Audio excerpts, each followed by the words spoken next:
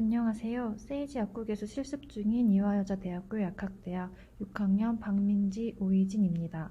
이번 주에는 사고로 생긴 피부 상처를 최대한 덧나거나 흉지지 않고 치료하는 상처 치료 방법에 대해 알아보겠습니다.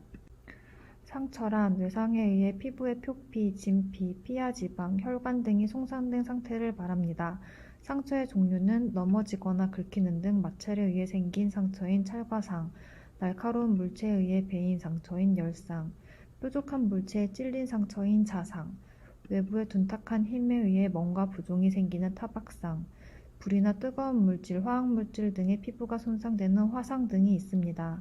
상처의 종류나 원인에 따라 봉합치료나 파상풍 예방주사, 감염에 의한 대비 등 대처법이 다른데 저희는 약국에서 OTC 제품으로 대처할 수 있는 상처치료 방법에 대해 알아보도록 하겠습니다. 기본적인 상처치료 방법은 지혈과 상처 세척, 소독, 국소용 항생제 연고 도포, 드레싱 이렇게 4단계로 진행됩니다. 경미한 상처의 경우 지혈, 상처 세척 후 바로 드레싱해주면 되고 상처 부위가 크거나 오염물질이 닿아 감염이 우려되는 상처의 경우 소독과 국소용 항생제 연고 도포가 필요합니다. 다음 페이지부터는 소독제, 국소용 항생제 연고, 습윤 드레싱 순서로 치료 방법을 소개해 드리겠습니다. 첫 번째로 소독제입니다. 소독제는 상처 주위의 정상 피부의 살균을 통해 상처 치료 초기 균 감염을 막아주는 역할을 합니다. 소독제는 의약외품으로 분류되는 소독용 에탄올과 과산화수소수, 일반 의약품으로 분류되는 포비돈 요오드액, 솔트액, 세네프렉, 애니클레넥 등이 있습니다. 소독용 에탄올, 알코올 수압은 신생아 배꼽 소독, 손 소독 등 정상 피부를 소독하거나 수술이나 일상생활에서 사용하는 기구를 소독하는 데 사용합니다. 과산화수소수는 살균력이 매우 강해 세균, 바이러스, 진균 등 광범위한 항균 효과를 갖습니다.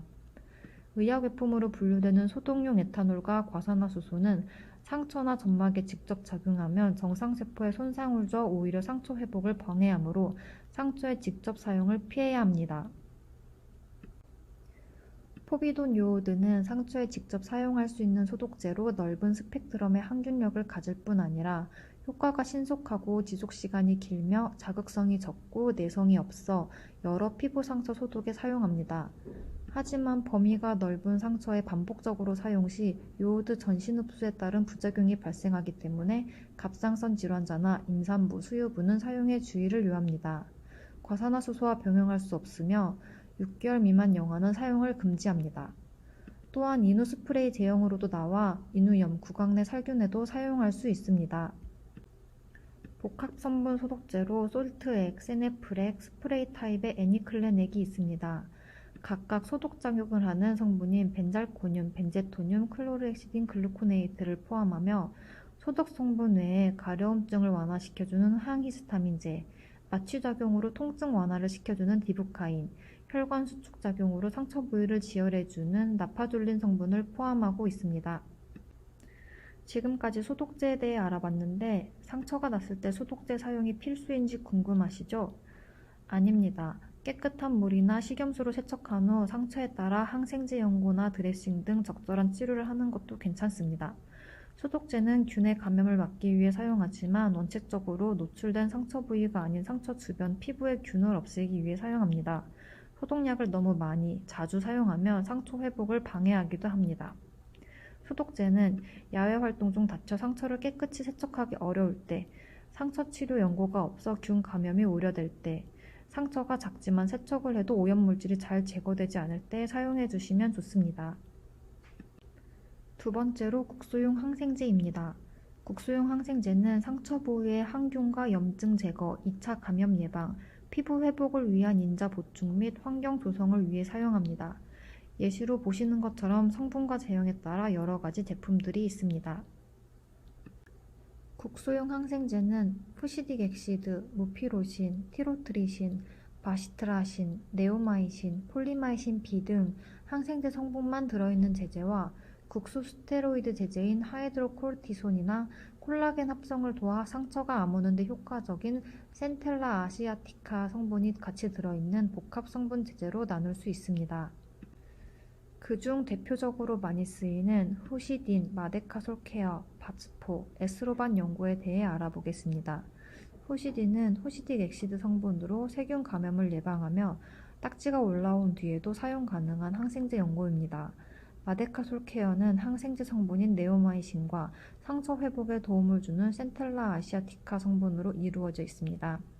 바스포는 바시트라신, 네오마이신, 폴리마이신 B 세 가지 항생제 성분을 가져 넓은 항균 스펙트럼을 갖지만 임산부와 수유부는 사용하지 않는 게 좋습니다.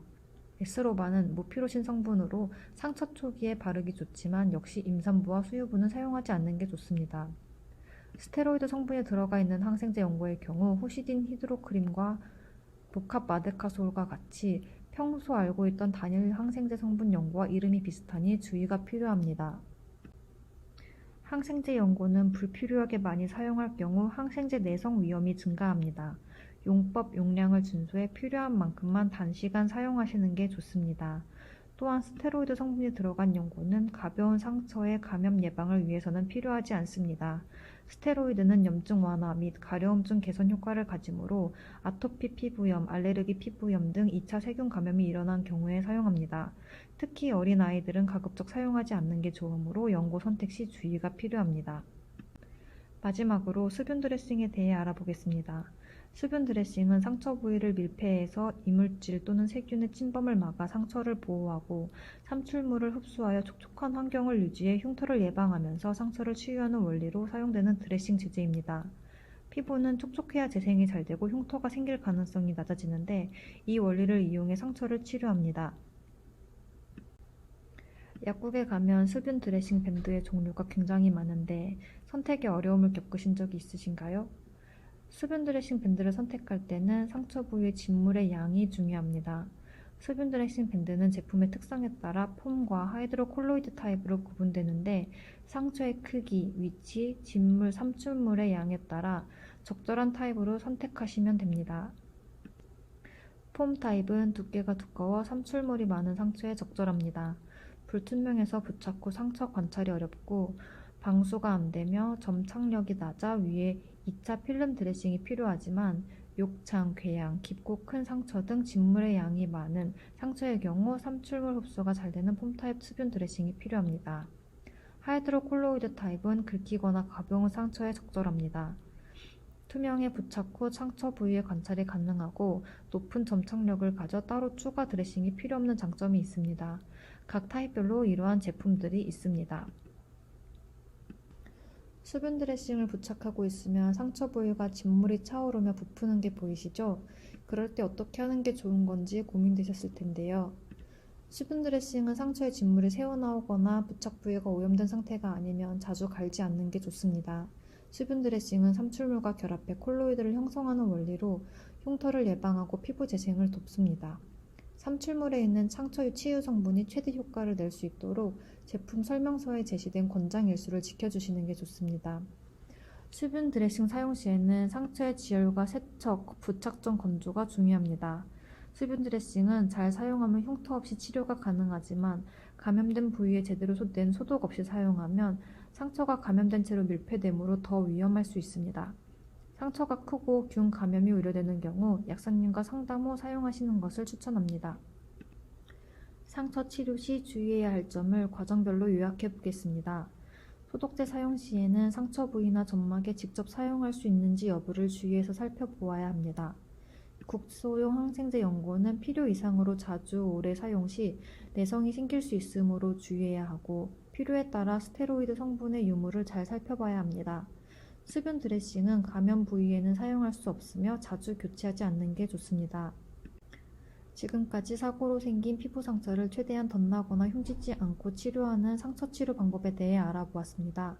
주의사항을 알아두셨다가 상처가 났을 때 유용하게 활용할 수 있는 정보가 되셨으면 좋겠습니다. 세이지 약국 실습학생 박민지 오이진이었습니다. 감사합니다.